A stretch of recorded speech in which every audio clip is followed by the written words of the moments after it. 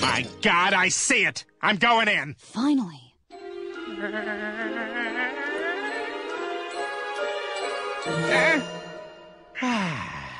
Okay, your turn. Come on already!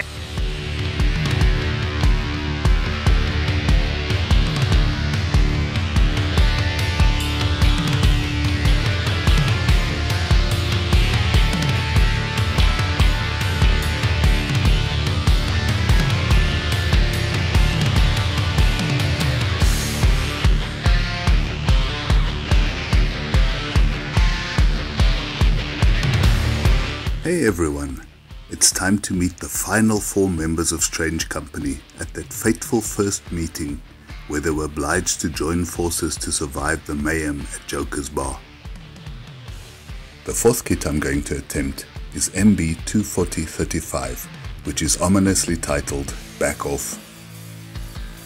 This kit features that strange couple from the Underdeveloped Territories which Drag was keeping a watchful eye on. The first miniature is that of BungeeBgala, a fearless warrior from the Mar-Axe clan. The second miniature is one of a robot companion, Boomer. Alongside the paint table is a suggestion for an alternative diorama scene, which features only this pair of characters. But below this, we still have our familiar barroom scene from Almar Space Station. There is one fret in the box which is broken into 2 sprue sets. The upper sprue has ornate parts decorated with all sorts of chain and weaponry for building the mini of BungeeBgala. The lower sprue contains the parts for assembling Boomer, the fighting robot. The amount of detail for both of these characters is very impressive, and the castings are crisp and clean. I started with Bgala, the mysterious hunter warrior. All of her component parts were removed with straight-edged sprue cutters. The mold lines were scraped away meticulously and sanded down where needed. I glued all of her parts together except her rifle and ponytail. These would be added right at the end. She was pinned to a base and given a black base coat followed by zenithal highlights with some white ink. A couple of thin layers of Vallejo brown rose were applied to all of her areas of exposed flesh. Her boots and bosom were base coated in Vallejo dark grey, and the highlights were gradually built up with thin coats of increasingly lighter shades. I used the same method with the rest of her clothing. After base coating it with Vallejo green grey, I gradually built up those highlights in the folds of her clothing. The hunting rifle was painted silver, after which I applied some army painted dark tone wash to bring out the details. At this point, the painting was done, and I glued on her ponytail and rifle to complete the mini.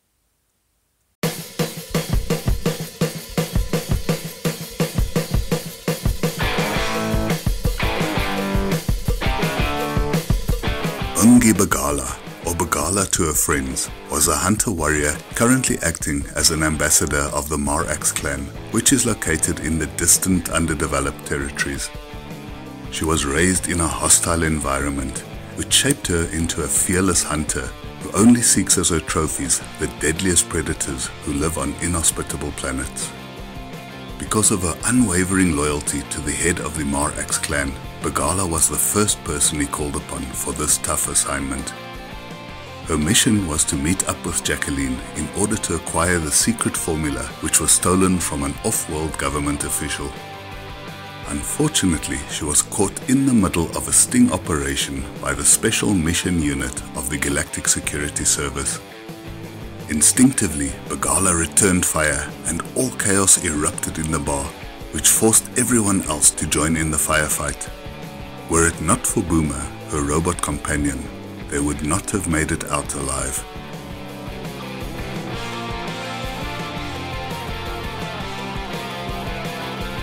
The second half of the team is Boomer, the fighting robot and steadfast companion to Bgala.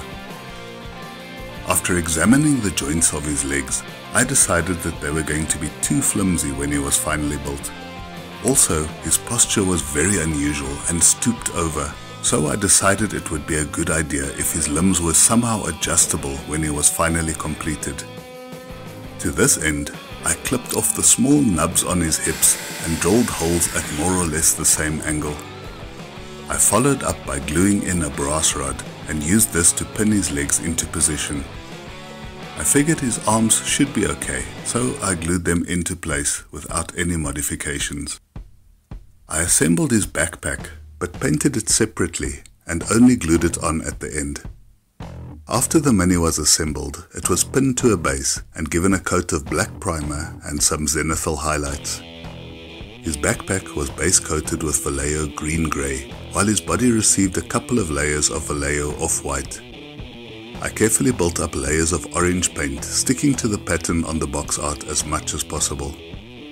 This was a gradual and painstaking process, as the pattern was very specific and needed to be applied fairly accurately.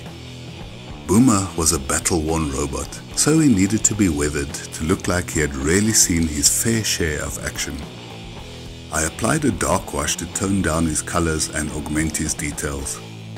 This was followed by a few touches of medium grey to simulate the scratches and scuff marks of violent skirmishes. As a final step, I glued on his backpack and added some extra detail to finish off the mini.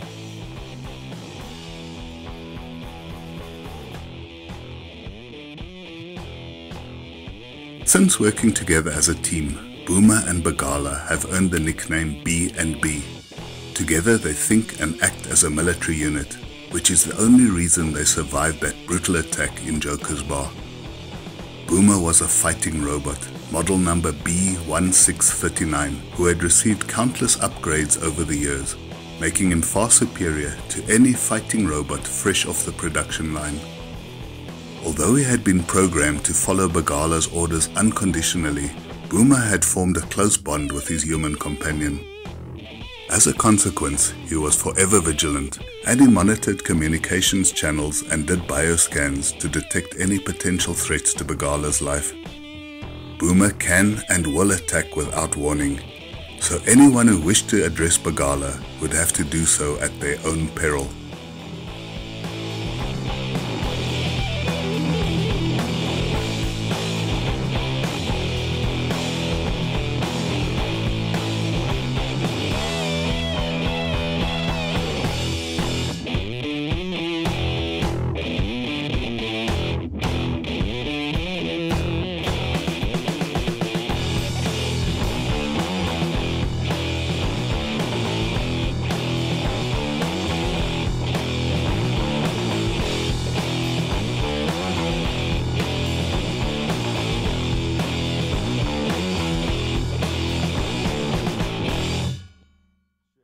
Finally, we get to meet two of the members of the Galactic Union Special Forces.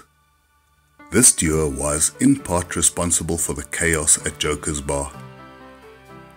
Kit number MB24055 features a feisty young soldier named Laurie Lightning Bolt Barnes. In the box art we can see her, tensely poised and ready to attack. Her backstory is pretty involved and makes for an interesting read.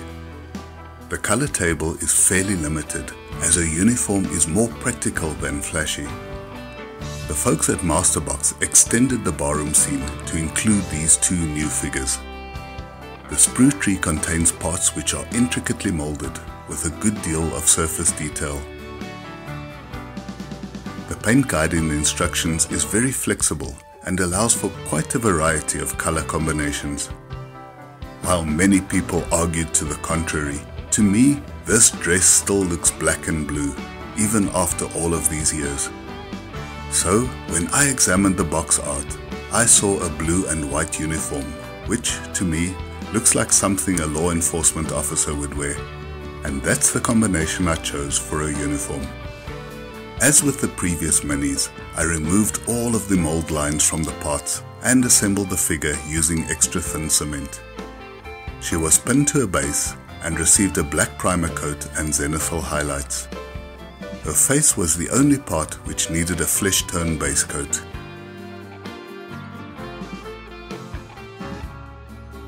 The fabric beneath her armor was painted with a few thin layers of Vallejo Oxford blue, Her armor received a couple of coats of sky grey, while some of the smaller details were base coated in dark grey. Her equipment pouches were painted in Vallejo khaki. Once all of the base coating was done, I applied a dark tone wash to bring out the finer details of her uniform. I used some lighter greys to bring back some of those highlights which were toned down by the dark wash. I built these up by degrees using several thin layers of paint. Laurie Lightning Bolt Barnes was a buck private in the Galactic Union Special Forces. She excelled in all areas of life and was graced with a rare combination of brains, brawn and beauty. But below the surface, she was as hard as nails. Strong and tough, she had the uncanny ability to quickly gauge a situation and adapt to meet a challenge head-on. Lightning Bolt grew up under harsh conditions on a peripheral planet and volunteered for military service as an escape from her dead-end existence. Most men in the Special Forces found her very intimidating, which meant she was never promoted, despite being a formidable asset to her squad.